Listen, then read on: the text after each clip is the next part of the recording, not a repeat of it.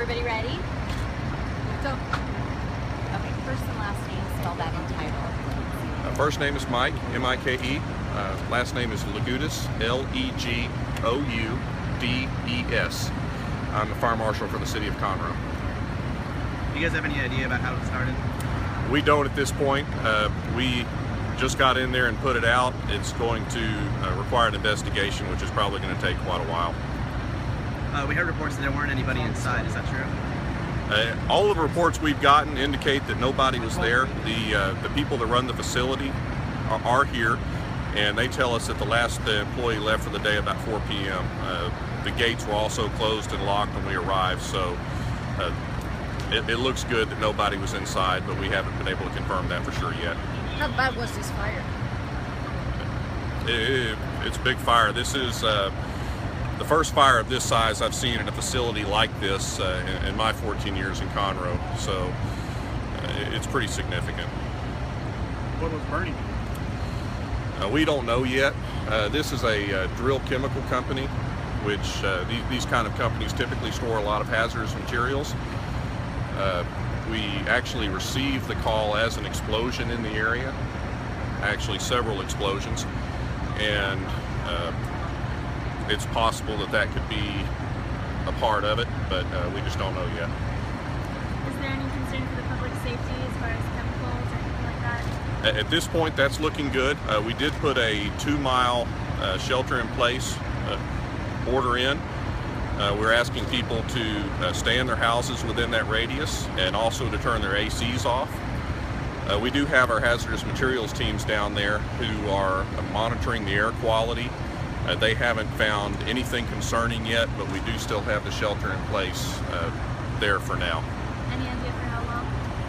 I don't know. That's going to be up to the incident commander, and I haven't actually spoken directly with him in quite a while.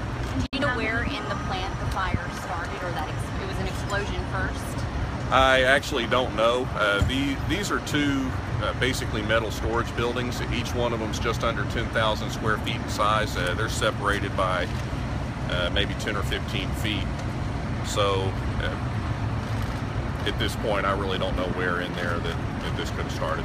We also saw that there's some of the grassy area just to the left of the facility that caught fire. Is it possible that that's where the fire could have started and then traveled to that facility? Or do you think it started at the facility and then grew out? I couldn't speculate on this at that point. Are both buildings completely at a loss? I'm not sure about that either. I haven't actually been able to see them lately. One of them was pretty heavily involved when I arrived. The other one, I'm not sure about. About what time did the fire start? We received the call at 4:44 p.m. and our first units got here about 4:46. So the owner, you said, told you guys that he left just before 4 o'clock today? They told us that the last employee left for the day right around 4 o'clock. So nobody was at the facility when the fire started? That's what they're telling us. We haven't been able to verify that yet. Have they been able to do a full sweep of the place to make sure no one was inside?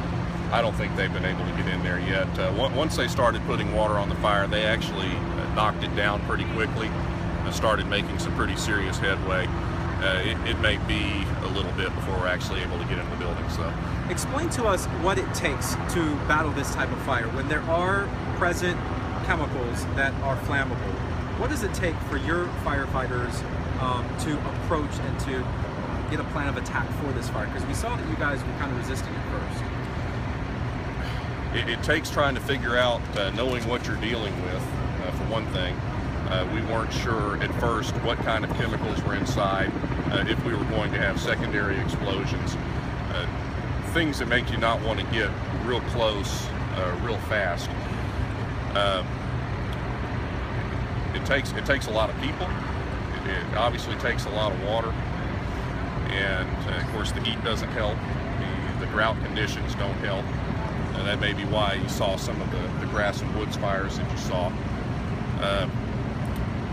It was a defensive fire from the start, which means we're fighting it from the outside, mainly trying to keep it from spreading to adjacent property and buildings. Do we know what kind of chemicals there were? I don't know specifically. And right now you're confident that there was no one inside or anybody hurt? It looks like that there was nobody inside, but like I said, I can't say for sure, but all indications are that nobody was there. Is that why you've set up what appears to be like a triage over here, just in case? That's correct. In the initial stages, we really didn't know anything as far as whether or not somebody could possibly be inside. So it's better to bring those people out. That way, if we do need them, that they're here. Obviously, a very large response from a lot of different agencies. Any idea what may have started this or what happened? We really don't have any idea at this point. It's going to take actually getting in there and conducting an investigation, which we do on every fire that we have. This one here, it could take quite a while to make a determination. And it looks like it's pretty much almost out. It looks like they're making pretty good headway on it. I would say that they have it pretty well under control at this point. So once the fire is out, where do you go from here? We make sure that the area is safe to enter. We do that primarily through air monitoring. Once we determine that the area is safe, we'll start to allow the investigators to get in there and start to look around and see what they can find as far as where the fire started specifically, and any indications that we can get as far as what may have caused it. Is the EPA involved? Is OSHA involved? What agencies are responding to this? EPA has been notified. I don't know at this point if they're responding. Obviously, we've got some concerns about runoff with all the water that's been applied. So there is that concern. OSHA, I don't know. I don't know if they're around or going to be around.